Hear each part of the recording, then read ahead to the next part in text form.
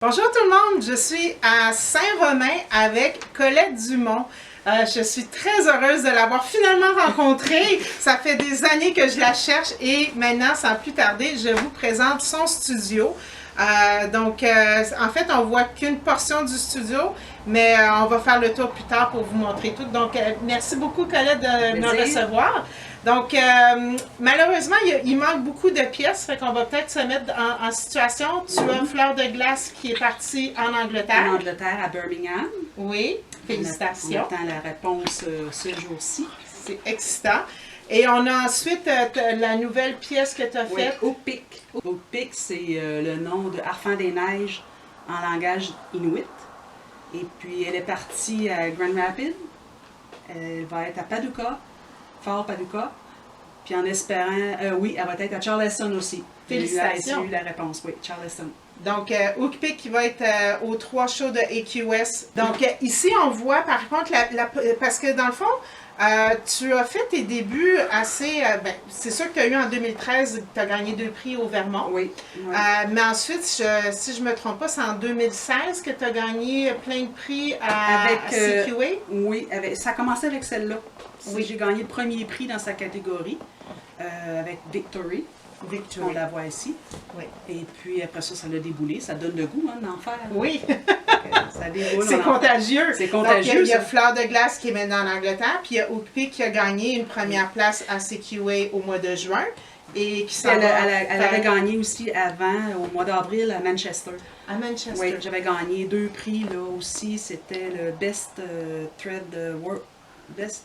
Best Work of Thread. Et puis la première place dans sa catégorie aussi. Elle a gagné 2 prix là aussi. Donc là, ça fait 4 pièces. Dis-moi, est-ce que tu as commencé avec cette Victory ou parce que là, on sait que tu as eu une première en 2013 avec. Mais ça fait depuis combien de temps que tu fais de la courte pointe? C'est comme coupé. J'ai commencé en 86 à peu près avec ma première fille. J'écoutais de Madame Eleanor Burns sur une vieille télévision que ça pognait pas, là, autrement dit, c'était dur d'écouter. J'ai commencé à en faire quelques-unes pour les enfants. Et puis après ça, j'ai complètement arrêté. J'avais pas le temps. J'ai recommencé en 2010 à travailler un petit peu, à recommencer à coudre là-dessus. Puis vraiment, après ça, en 2011-2012, c'est là que ça a déboulé. J'ai suivi des petits cours, j'ai regardé surtout des vidéos, j'ai regardé des magazines, en tout cas, j'ai regardé plein de choses. C'est ça qui fait qu'on évolue là-dedans. Puis chaque technique que j'apprends, ben, je l'améliore pour mes besoins à moi. Ça ne veut pas dire que ça marche pour quelqu'un d'autre, mais pour moi, ça fonctionne. J'améliore des techniques comme ça, puis c'est comme ça que je rêve la nuit de faire des dessins, de faire des courtes pointes. Donc, ta passion à toi, c'est, si je ne me trompe pas, là, mais de ce que j'ai pu voir, c'est un peu les appliquer, le vitrail, beaucoup de travail à la machine, beaucoup de broderie à la machine, mais aussi...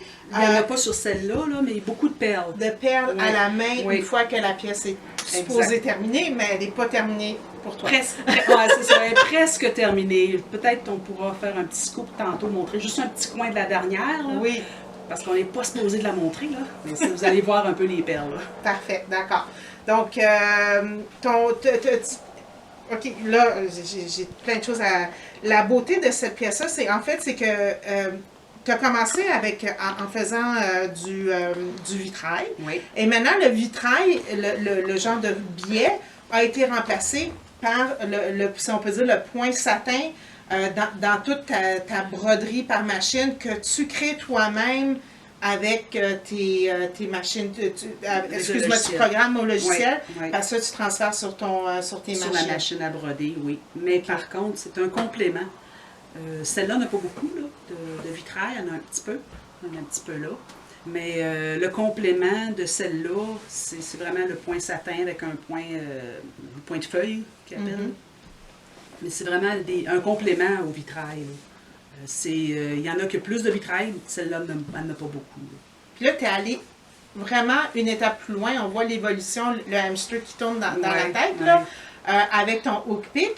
Je vais le montrer. Tu peux le montrer? Oui, c'est le Oak-Pick raté.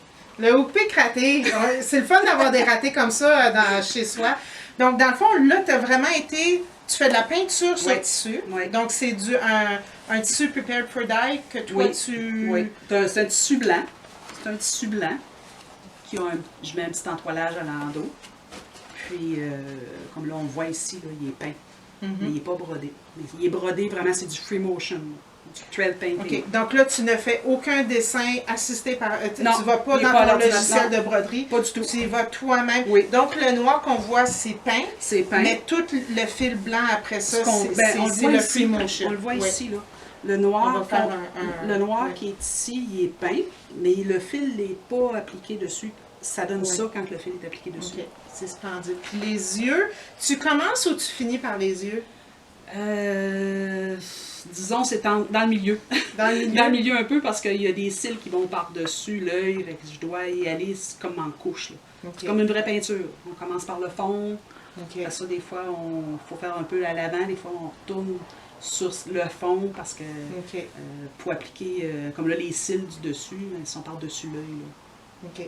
Donc, pour que tout le monde le sache, là, la pièce que vous allez voir dans les expositions, ça n'a pas été sa première pièce. Donc, premier apprentissage que tout le monde, on peut faire une pièce puis devoir recommencer, puis il ne faut pas abandonner parce que, si je ne me trompe pas, celle-ci, quand elle a été commencée, elle a trop rétréci, elle n'allait plus sur le restant de la pièce. Fait que t'es bien à faire une autre. C'est l'oiseau, il est trop rétréci, là. Il manquait un petit peu de support. OK. Et puis, il y a comme, la tête, elle a comme ratissé un petit peu.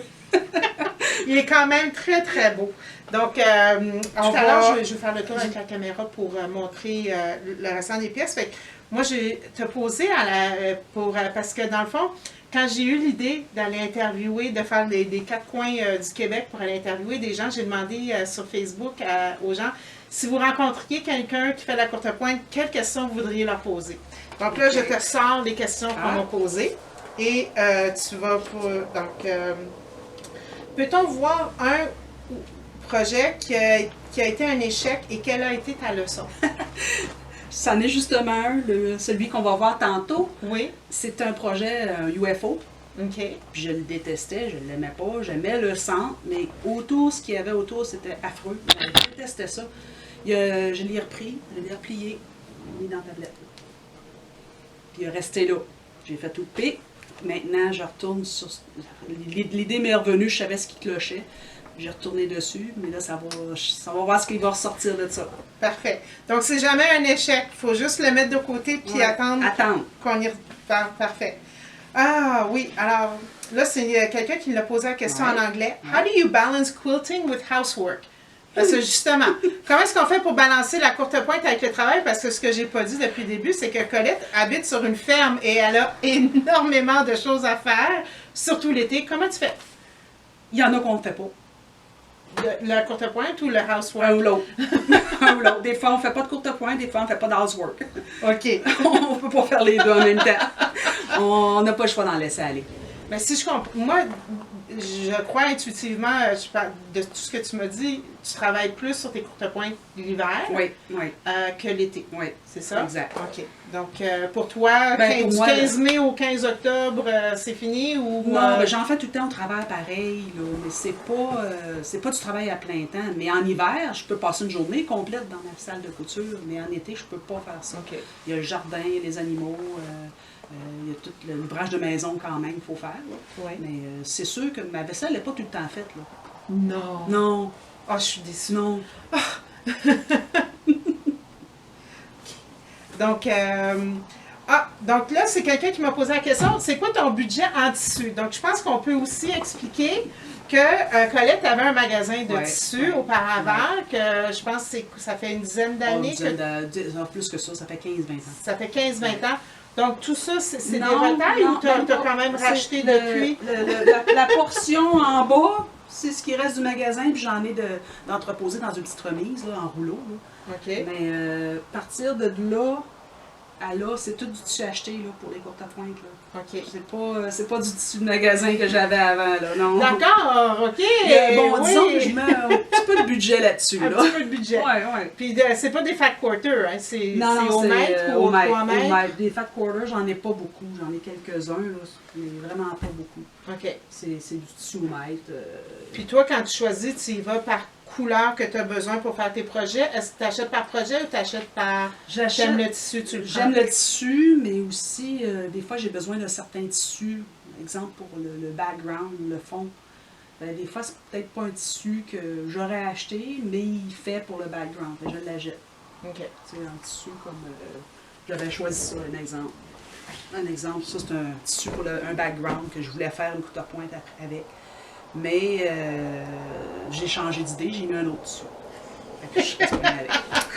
On n'aurait jamais pogné, hein? On va s'entraider. On va faire autre chose. On va faire autre chose avec. Non, c'est un tissu, comme j'aime beaucoup les tissus de Northcote, les Stonehenge. Oui, Comme Haute Pique, il a été fait qu'avec du Stonehenge. OK. Il n'y a pas d'autres tissus dedans. Puis j'adore ces tissus-là, j'achète 3 mètres, 2 mètres, des fois pour le fond aussi, puis j'en jette plus. Là. OK. Mais, puis ils ont chacun leur section. Ça, c'est le coin Stonehenge, le coin batik, le coin imprimé. Là. Ils sont pas par couleur, mais par sorte de tissu aussi. OK. Donc, toi, est-ce que tu peux mélanger du batik avec du traditionnel? Ça venait, ça. Oui, hein, donc, Ça venait. tu les mets par catégorie sur ton étagère, mais quand tu fais ta courte pointe, tu mélanges. Je mélange. OK, parfait. Ton inspiration et ta créativité, tu les nourris comment? En regardant les images, avant de m'endormir, je rêve. Oui. Ouais. Oui. C'est un peu comme compter des moutons. Au lieu de compter des moutons, je me dis comment je ferais ça. Puis là, je pense, puis à un moment donné, je m'en vais. Puis tu te nourris beaucoup de ce qui se passe dans... Il faut dire qu'on est tout près du lac Mégantic, on est dans le sud-est du Québec, c'est un paysage splendide, mais tu te nourris de tout ce que tu vois dans le Grand Nord aussi, l'Enfant des Neiges, les fleurs de glace. Est-ce que tu as un attachement dans le Grand Nord? Ou Non, c'était... J'aime beaucoup la couleur bleue. Oui. Puis j'aime beaucoup le kaléidoscope. OK. Je dessine des dessins.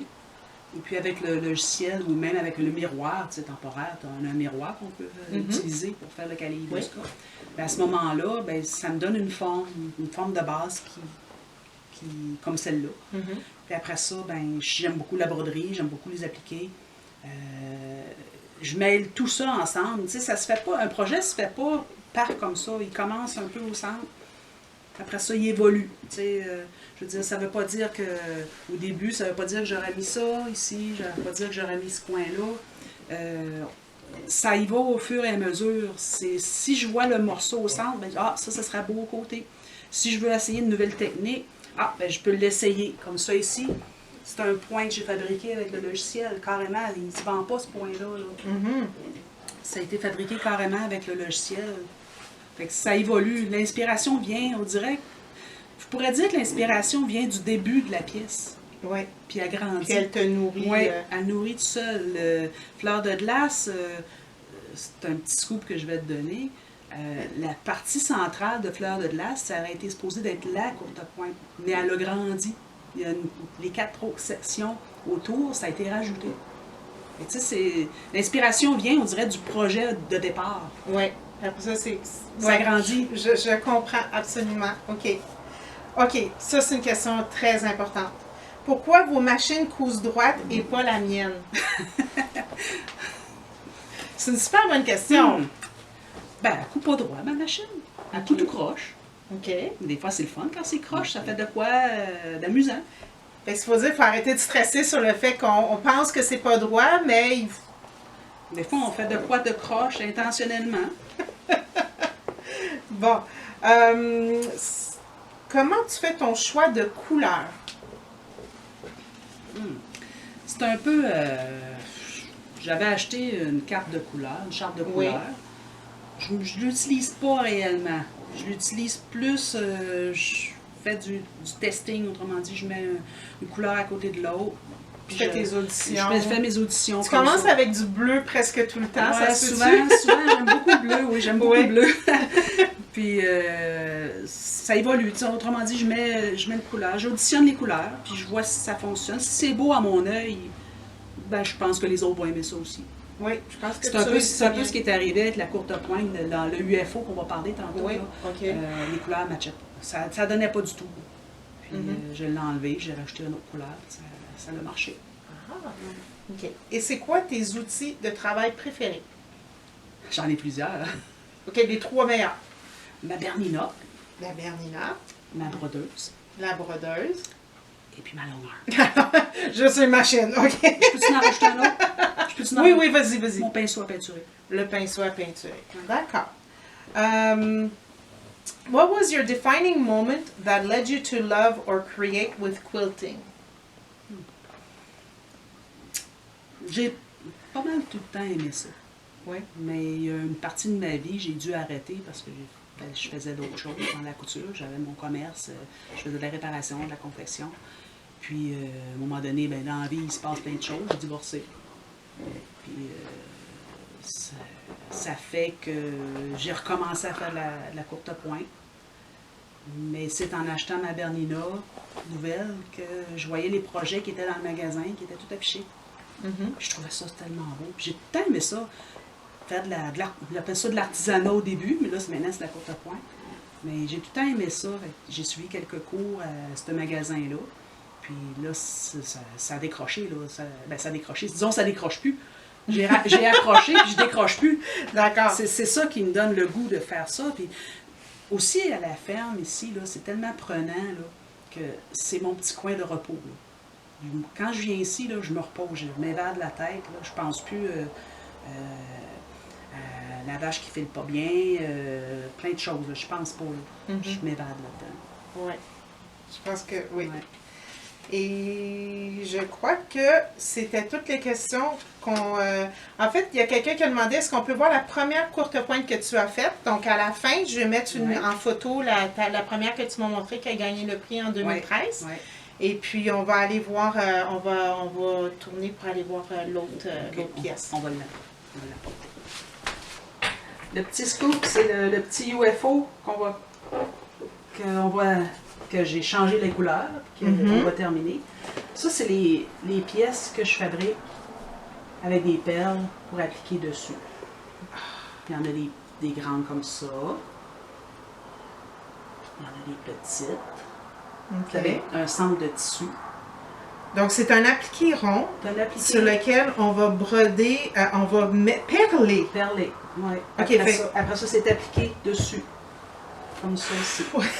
C'est des heures de Ouais, travail. c'est très long parce que quand on l'applique dessus, il faut que je repasse, pas dans toutes les perles, mais pas loin. OK. Pour que ça soit vraiment solide. Fait une petite perlée comme ça, c'est combien d'heures de travail?